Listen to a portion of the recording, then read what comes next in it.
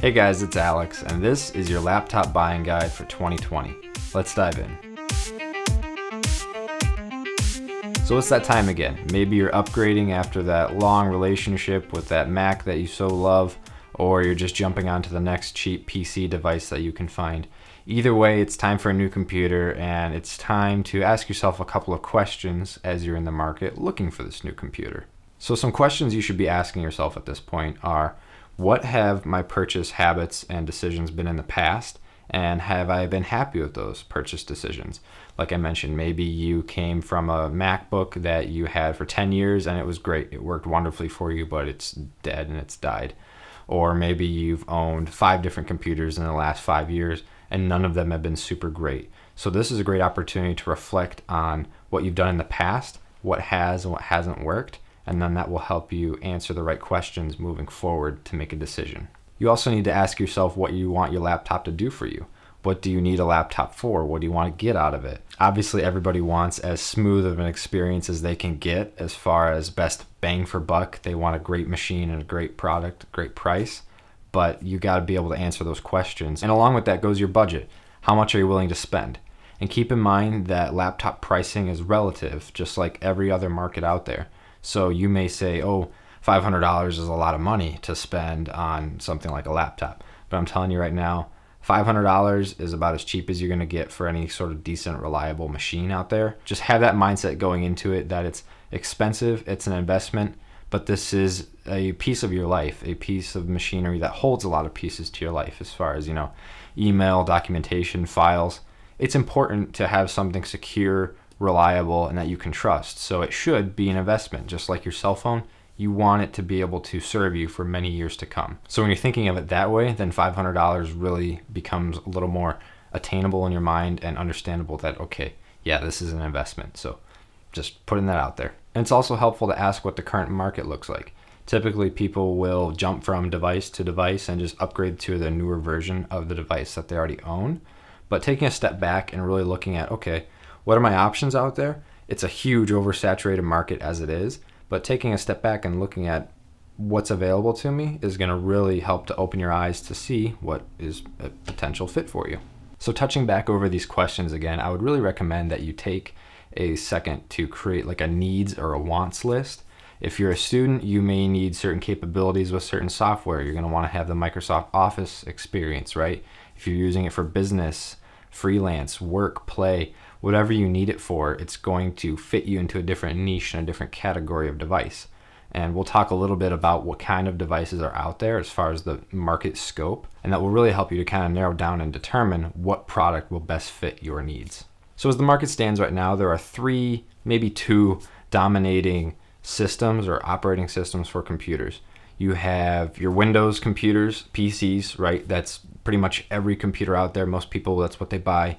You have Mac, which is commonly known as, the high-end expensive option. If you can afford it, great. And then you also have ChromeOS. That's an up-and-coming software from Google that seems to be making its own way in a unique kind of fashion. And it's doing pretty well for the niche market that it serves. So let's dive into the pros and cons of each operating system. And then that will at least help you to narrow down what kind of computer you can buy. And then you can do further research from there. Okay, Windows, what are the things it's good at? Some of the pros for a Windows machine are gaming. It's great for gaming, gives you great productivity in the Microsoft Office suite. Since Microsoft is made by Windows, it integrates perfectly with Office and OneDrive if that's something you already use. The price point is usually good for most people. Most people can find a device within their price point range, but I would not recommend going cheap on a Windows machine, and I'll talk about that in a second in the cons section. The compatibility is great in that most software out there is built for Windows machines, so you're not going to run into any issues with incompatible software most of the time. And then 2-in-1, it also has 2-in-1 functionality. So a lot of devices out there are tablets that flip into laptops and vice versa. So if that's a thing you're looking for, Windows has that. And as far as the cons or the downsides for Windows, one really big one is security. Microsoft is not, let's say, at the top or the forefront of the running when it comes to security in their devices. Most people know this. They're prone to viruses all the time and attacks and malware. Basically, the worst kind of system out there is a Windows system. simply because of just the vast majority of people using the operating system and because of the way that it's been built and structured from the ground up. So they kind of dug themselves into a hole with it. But security is not a strong suit of Windows. It just isn't. It just isn't. And it's gotten better in recent years, but it's still nowhere near as good as any competition out there. Another con is the reliability of the machine.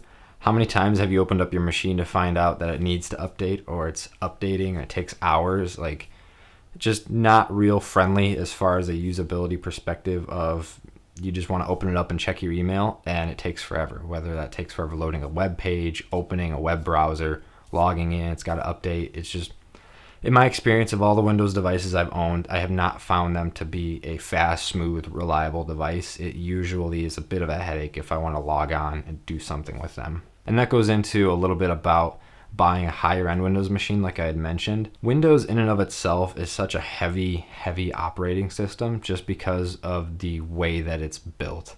It basically pulls together all of its resources and tries to load them all at once. So you log onto your computer and it's saying, all right, we got to load this. In case you want to do anything relating to any of these tasks, we got to like fire everything up and get everything ready for you.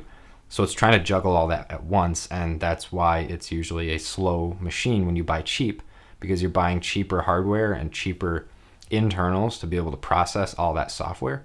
So in the long run, it doesn't perform very well, and they're just very horribly slow. On the other hand, though, if you go high end and spend, let's say, $1,000 on a Windows machine, you're going to have a much better experience because the hardware is much better suited to handle that heavier software. So that's just basically the way the logic is set up for Windows. Cheap is not great. Because it's affordable does not mean it's a great option as a computer if you want something reliable. Another con that goes along with that is the hardware. Typically, if you're paying for a cheap computer, you're going to get something plasticky, could bend, could break, crummier screens, not as great quality or resolution. You get what you pay for, just like anything else. And unfortunately, in the computer market, everything is top dollar. So $300 may seem like a lot for a computer. And I'm just using $300 as an example. Basically, anything underneath $500 may seem expensive elsewhere. But in the computer world, that's astronomically cheap. And if you spend anything less than that, you're not guaranteed a great product experience in the long run. And then also the 2-in-1 experience is a con as well. Like I said, Windows is built for 2-in-1. Not all of the Windows devices that you can get are built for 2-in-1. But typically, at least in my experience, and I've owned Surface devices, it's not great. Windows 10 tablet mode is a bit clunky and not super user-friendly when you compare it with something like an iPad or an Android tablet. It just doesn't do tablet mode well, and if you're buying a device for the sake of using it as a tablet in addition to your laptop, I would just not even go there with a Windows device. I would not recommend that. So in a nutshell, Windows devices are great if you're a gamer, if you want to spend high end on a machine and upgrade it, if you're a business person that absolutely needs the software and the Windows environment to run things in, or if you just want a Windows device for the heck of it because that's what you're used to, then I'd recommend you go high end and spend a little more than you might be comfortable with, simply because, like I say, that experience and that operating system is going to run much better on a higher end device than a low end device. So just because it's cheap doesn't mean it's good. It's probably not great in the long run. Moving on to macOS, this is Apple's computer that they manufacture. And as far as the pros go, the software is actually really great. It's proprietary, so you can't get it anywhere else. Most people buy a Mac simply because of the software. It really ties you into the ecosystem if you already have an iPhone or an iPad or an Apple Watch. In other words, you can text from your computer, get phone calls from your computer. It's really pretty slick the way they just integrate together. And once you're tied into that, it's really hard to leave and have your phone be separate from your computer. It's just a mindset, a mentality thing, and it's really pretty cool. Productivity is great on the Mac. You get the whole Microsoft Office suite, for the most part, about 99% of it. You retain most of that functionality. It used to not be this way. About 5 to 10 years ago, there was such a divide between Mac and PC that certain software you just couldn't interchange or get on the same system. That's not really the case anymore. Pretty much everything works back and forth, and there's really no difference between a lot of the software you're going to use. Unless you're in IT administration or anything, you're not going to miss anything that you would on a PC as if you had a Mac. Macs are great for creativity, so the Adobe suite runs very well on a Mac. almost as well, if not better, than on a high-end Windows PC. So if you're doing any kind of creative work like graphic design or video editing, that runs super well on a Mac. In addition to that, the screen technology actually gives you a really good idea of what your final product is going to look like. So unlike a lot of different Windows machines that have different specs, different manufacturers, could be a crummy screen, could be a great screen, Mac does a super great job at giving a high resolution screen as well as one that's color accurate. So in other words, if it looks blue on here, it's going to look blue to anybody else out on the internet, versus a lower-end machine could look a little whitish blue, and it gives you great color accuracy. For that reason, it's really good for creativity. The reliability on Macs are great. You open them up and they're ready to use pretty much every single time. Unless it's got an update, they will occasionally update, but nowhere near the amount of time that Windows does. And the reliability is just awesome. It's ready to go when you are. The hardware is also super great. They're all made out of aluminum, so it feels premium, feels high-end, because it typically is. I mean, the cheapest Mac you can find out there is about $1,000. They'll sometimes go on sale for $800 or $900, but it's definitely worth it. You're paying a premium. It's an investment in the device. Security is also great on a Mac. Historically, they have been way better than Windows machines. They see a fraction of the attacks and viruses that Windows machines do, and it's just not really an issue on Mac unless you're click happy and clicking all over the place and you're going to get all kinds of plugins and spam things. Then yeah, I mean, a lot of times it's unavoidable, but a lot of it comes down to you and your behavior online. So as long as you're aware of what you're clicking on, you're going to be fine. And this is way better protected than a Windows machine would be. As far as some of the cons for a Mac go, gaming is not super great. So if you're somebody that's into gaming, it supports nowhere near the same amount of games as a Windows PC does. And to be honest, that's probably the biggest differentiation between a Windows and a Mac PC, is that the game libraries are so different. Really, if you're buying a Windows machine, it's because gaming is better on a PC than it is on a Mac. And that's really the biggest difference out there in the market, separating those two. The price point could also be considered a con. Like I mentioned, you really can't get one of these brand new for under $1,000. That's what the MacBook Air retails at, their lowest end. And if you're somebody that just can't spend that, then it's probably just out of your price range. But I wouldn't discount the used market. You can usually find pretty good deals on the used market, or even Apple's refurbished store, for pretty cheap. So check that out if you're interested in a Mac. Like I say, it's an investment, and long term it's going to serve you really well if you want a machine that's just reliable and going to work for you for near 10 years. It's a great investment. Another con are the butterfly keys and heat management. And I have to mention these specifically. It's only on MacBooks from 2016 to 2019, I believe. They just are trying to phase them out, but basically, and that's actually this MacBook here that I have behind me.